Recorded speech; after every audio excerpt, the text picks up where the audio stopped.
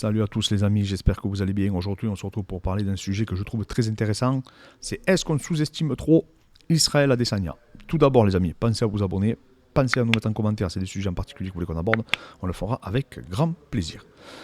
Mais c'est une question là qui mérite d'être posée parce que j'ai l'impression que tout le monde oublie le parcours de cet athlète et de l'adversité dans laquelle il a été confronté, l'adversité à laquelle il a été confronté tout au long de sa carrière.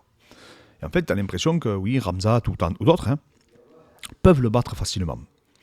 En le jetant par terre, c'est très facile. Tu casses à distance, tu le jettes, tu le colles et tu le soumets. Sauf qu'en fait, quand tu t'aperçois tous les combattants qu'il a affrontés, il y en a un paquet qui ont pensé à ça, les amis. Ils sont pas plus bêtes que nous, les gens. Pensez pas que quand ils affrontent Israël Adesanya, ne pensez pas qu'eux aussi se posent pas cette question en se disant oui, il faut que je l'amène au sol et à partir de là, je vais le soumettre, étant donné que visiblement, il est nul en grappling et en lutte.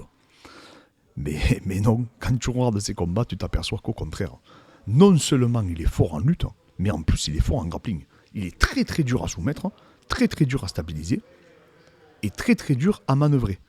Et surtout, encore plus dur à attraper. Il y en a très peu qui ont réussi à le bloquer. Donc en fait, c'est là où toute la problématique, c'est qu'on vit à l'instant au MMA. Donc en fait, quand un mec perd, parce qu'il a perdu contre Pereira, tout le monde remet en question ses compétences, en se disant non, mais il est pas terrible, ça serait un combat facile pour Ramzat, parce que c'est surtout ça, les réactions, c'est par rapport à Ramzat, parce qu'il a donc du coup un peu taquiné à Adesanya, mais comme il le fait à chaque fois. Mais en fait, quand tu vois les adversaires qu'il a affrontés, et quand tu vois le niveau en lutte de ses adversaires, je vous en ai mis 2 à l'écran, il y en a 3, mais il y a Vettori, qui est réputé au Kings MMA pour son cash control, qui apparemment est énorme, et qui est énorme physiquement, qui est très très fort en grappling. Vous pouvez demander aux membres du Kings MMA, ils vous en témoigneront, tout le monde dit qu'il est extrêmement fort en grappling.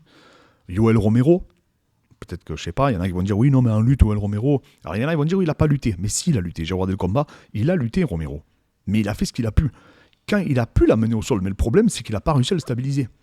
Parce que Romero, il s'est rendu compte que ça lui trop lui coûtait de casser la distance, physiquement. Alors il y en a, ils sont capables de te dire ouais, mais Romero en contrôle, c'est pas ça. Non, mais les gars, vous pensez réellement que Yoel Romero, je vais vous passer un petit passage après, que vous pensez réellement que Yoel Romero, s'il vous amène au sol et qu'il est sur vous, vous pensez que vous allez vous relever en rigolant? Mais les amis, vous vous rendez pas compte. C'est un mec, il a le niveau olympique en lutte. Et il fait du MMA.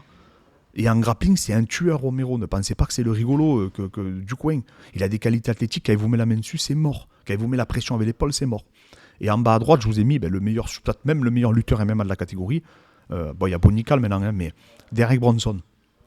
Derek Bronson qui était un monstre en luttant. Alors oui, techniquement parlant, Romero et Derek Bronson sont pas aussi forts qu'un Vettori, qu'un Whittaker ou qu'un Ramzat. Mais par contre, athlétiquement parlant, Bronson et Romero, les gars, mais c'est des monstres, c'est des animaux. Vous vous rendez pas compte du niveau. Et Adesanya a réussi à se relever, quasiment immédiatement. Et surtout, il n'a rien concédé. Quand il s'est fait prendre le dos par Vettori, moi j'ai cru qu'il allait le faire, Vettori. Et il n'a pas réussi, Vettori, à le soumettre. Quand il s'est fait prendre le dos par Whittaker, il n'a pas réussi à le soumettre. Il est sorti, les gars, c'est ce qu'il faut se dire. Le mec est vraiment fort. C'est pas, je vous dis, c'est encore, il n'aurait jamais affronté de lutteur. J'aurais dit, bon, mais on ne sait pas, c'est l'incertitude comme Pereira. On ne sait pas. Lui, il a affronté des tueurs. Et je vais vous passer un petit passage entre Derek Bronson et Romero. Si vous aimez la lutte, allez voir ce combat. Et vous allez comprendre, et après vous amusez à vous passer Ramzat Burns. Et vous allez voir la différence de niveau et de puissance surtout, qui est considérable. Je vous mets le petit passage, c'est juste des petits extraits, mais le combat est en entier, vous pouvez le retrouver, il y a plein de highlights sur YouTube. Donc là, on voit les phases. Bon, déjà, on voit l'explosivité. Bon, vous avez vu, ils arrivent même tellement, ils explosent, ils arrivent pas. Regardez la continuité, parce que tout ça, c'est le scramble. Donc là, on va voir Romero. Déjà, quand on voit les gabarits des deux, là, bah, eux, c'est abusé. J'ai pris les 2 pires. Donc là, il va l'arracher, il va faire une petite souplesse. Donc voilà. Donc tout le scramble, il dure ça. Donc ça, c'est une seule action entre les deux. Et bien sûr, tu ne peux pas stabiliser Romero, c'est pas la fête. Donc pareil, voilà, on voit les défenses, tout en puissance, tout en explosivité. Mais regardez le timing. Regardez la justesse technique. Et regardez la réaction immédiate de Derek Bronson. Mais alors, il y a tout l'engagement. Vous vous rendez compte, le scramble, là? La continuité, combien de temps ça dure? Quand on entend dire oui, mais ils n'ont pas de continuité, mais vous êtes fous. Oh, c'est Romero qui lutte. Il lutte un mec qui a un niveau olympique. Il lutte pas un rigolo. C'est pas Gilbert Burns. Gilbert Burns, il est bon. Mais Gilbert Burns, c'est 70 kilos, les amis. Romero, il est énorme. Donc voilà, et c'est pour vous donner une idée du niveau de ces gars-là. Ça, c'est vraiment des mecs qui ont un excellent niveau et qui sont surtout énormes physiquement. Elle est flippante. Alors, ça a été ça tout le combat. Hein. Là, je vous ai juste sélectionné un petit passage. Mais allez voir le combat, si vous aimez la lutte, c'est incroyable. Les défenses de lutte et tout, les whiz, la vitesse où il met l'escrime Romero, les sprawls et tout. Mais c'est incroyable. Donc, en fait, lui, il se les est tapés, ces gars-là, Adesanya. Il se les est pris. Et ces mecs-là ont essayé de le lutter. Alors, oui. Et en plus, pourquoi des fois, on va dire, oui, moi, je me suis ennuyé face au combat avec Romero, je ne vous cache pas, ça a été un ennui terrible. Mais en fait, il faut comprendre qu'Adesanya, il frappe comme une mule. On l'a bien vu contre Pereira. Quand il a touché Pereira à la fin du premier round, Pereira, il a vu les étoiles. Et Pereira, il est énorme. Je rappelle que c'est un striker de niveau mondial. C'est le meilleur striker de la catégorie. On avait l'impression qu'il faisait une tête de plus que lui. Et il a quand même été connecté. Je vous rappelle que Paulo Costa a été connecté. Il a dormi. Whittaker, il a été connecté pareil, sur un coup. Donc quand vous luttez contre lui, quand vous devez casser la distance, vous pensez à ça. Vous ne pouvez pas mettre de côté le fait qu'il peut vous connecter en vous frôlant. Allez voir le passage quand il touche Whittaker ou quand il touche Paulo Costa, c'est sur un coup qu'il leur fait faire l'ascenseur. Et les mecs, ils sont complètement désarticulés. Et pareil pour Pereira, je pense qu'il n'y a que Pereira qui peut encaisser ce qu'il a encaissé à la fin du premier round. Il n'y a vraiment que lui, je ne vois pas personne d'autre quasiment pour le faire. Et pourtant, Costa et Whittaker, c'est des sacrés encaisseurs. Donc oui, tu peux le bouger, tu peux l'amener, mais c'est très très dur. Et surtout que lui, Adesanya, il a plus de facilité face aux lutteurs. Parce qu'il n'a pas à penser à la boxe. Contre Romero, pourquoi il se fait surprendre un peu ? C'est parce que Romero, il frappe comme une mule. Donc tu ne peux pas prendre un coup de Romero. Sinon tu dors toi aussi. Donc en plus, il a des changements de niveau, Romero, qui sont incroyables. Mais il a eu beaucoup de difficultés. D'ailleurs, Romero l'a dit, il est très très dur à stabiliser. C'est un mec qui est très compliqué à Adesanya. Et on le sait qu'il va tenir 5 rounds. Il l'a déjà prouvé par le passé. Donc si ça serait aussi facile, je vous dis, de le jeter par terre, de le stabiliser, de le soumettre, mais tout le monde l'aurait fait, les gars. Tout le monde aurait réussi. Surtout des mecs comme Whittaker et Vettori, qui ont un niveau mais vraiment incroyable en grappling. Et je pèse mes mots, ils sont extrêmement forts en grappling, vous vous rendez pas compte. Et lui, il a déjà été confronté à cette adversité-là.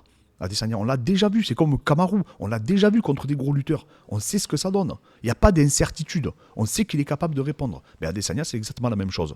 On l'a vu contre des gros strikers, comme Pereira, et on a vu que oui, il s'est fait connecter au 5e round, mais qu'il a quand même dominé les autres rounds, il a quand même lui aussi connecté, et on l'a vu contre des énormes lutteurs et des très très bons grappleurs, les meilleurs grappleurs du coup de la catégorie. Donc moi je trouve les gens très durs avec Adesanya, vraiment, et je trouve que les gens ne sont pas du tout objectifs, parce qu'ils oublient les adversaires qu'il a affrontés. En disant, oui, mais Khamzat, comme il a tué Kevin Holland, non mais les gars, Khamzat, il a eu du mal, alors même si le mec est fort au sol, mais c'est un 70 kg, Burns. Il fait 1m75, il faut se rendre compte quand même. Il n'a pas jeté comme il voulait. Alors jeter un mec comme Adesanya qui a lutté contre des animaux comme ça, c'est pas évident, les amis, je vous promets. Et il faut pas que tu prennes un coup. Et il faut que et Adesanya, il est plus grand et il a une gestion de distance qui est incroyable. C'est pas Burns. C'est pas un petit qui arrive, qui te colle, qui te bourre et qui te met des crochets larges. C'est un mec qui a une précision chirurgicale.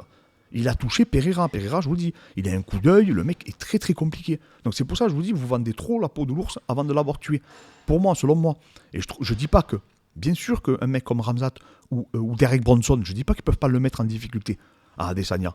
Mais vaut mieux pour eux, bon Derek Bronson lui il s'est fait coucher déjà, mais vaut mieux pour eux qu'ils fassent pas d'erreur. Et vaut mieux pour eux qu'ils soient prêts à faire 5 rounds. Parce que moi, je vous garantis qu'Adesanya, tu ne vas pas le soumettre au premier round. Hein. C'est pas la fête. Hein. Ça risque d'être compliqué. Alors peut-être en fin de carrière, c'est possible. Ou si tu le touches d'entrée et qu'il fait l'ascenseur.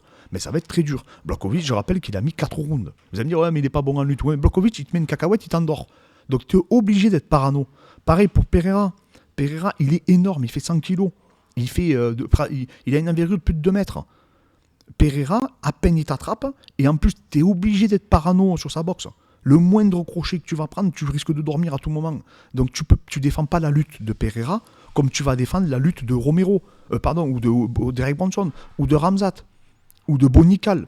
Parce que, à part Romero, je l'enlève de la discussion, pardon, mais ces mecs sont beaucoup moins dangereux debout qu'un Pereira ou qu'un Yoel Romero. Bien sûr qu'ils sont beaucoup moins dangereux. Donc t'as parano, et du coup, ton anticipation n'est pas du tout la même. Parce que eux, t'as vraiment peur qu'ils te connectent. Mais si demain, il affronte un mec qui est vraiment un type de lutteur comme Bonical ou Khamzat, mais Adesanya va jamais se mettre à leur distance. Ils vont passer un calvaire pour essayer de l'attraper. Et même s'il l'attrape, ça va être très très dur pour eux de le stabiliser. Vraiment. Alors Bonical, je sais qu'il est très très fort en grappling, donc on l'a pas encore vu face au très haut niveau. Mais moi, je vous promets que tout le monde le sous-estime. Tous les gens qui pensent qu'Adesanya, c'est un rigolo, vous le sous-estimez. Vous vous rendez pas compte qu'il a battu le top 5 et il a battu des mecs comme Whittaker, qui était un phénomène. Whittaker, c'est un véritable phénomène. Il a un timing à lutte qui est incroyable. Et parce qu'il a cette capacité, comme Georges Saint-Pierre, à changer de niveau. C'est plus une question de continuité, les amis. C'est une question de timing. Et là où sont forts, c'est vrai, Ramzat et Bonical, pour prendre leur exemple, c'est un peu le même profil, c'est qu'ils sont forts sur les contrôles. Ça, c'est vrai, c'est indéniable. Mais je vous certifie qu'un Vettori, un Derek Bronson ou un Romero, ne pensez pas qu'ils sont pas forts, les gars. Parce que peut-être qu'ils sont un peu moins techniques. Mais par contre, ils compensent avec une puissance qui est incroyable. Et je vous dis, tous les gens qui ont eu Romero sur eux, même Jacare, disent c'est un animal. Il fait 500 kilos, le mec, quand il est sur toi. Derek Bronson, c'est pareil. C'est un animal. Vous avez vu le gabarit du mec. Et c'est des mecs qui ont lutté toute leur vie.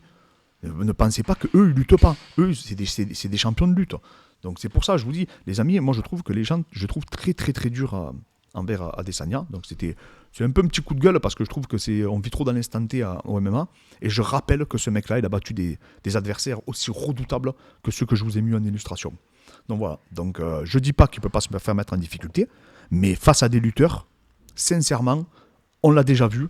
Et c'est pas une partie de plaisir pour tous les mecs qui sont forts en lutte, qui ont été confrontés à lui. Ça, c'est clair et net. Même si c'est vrai que j'avoue qu'il y a des combats qui ont été ennuyeux, qui n'ont pas été spectaculaires. Mais après, c'est Adesanya. Adesanya, on le sait, il est dans la gestion. Voilà, c'est pas le plus spectaculaire, même si là, il a fait un combat spectaculaire contre Pereira, où c'est vrai qu'il a mis un peu plus d'engagement. D'ailleurs, moi, ça m'a agréablement surpris.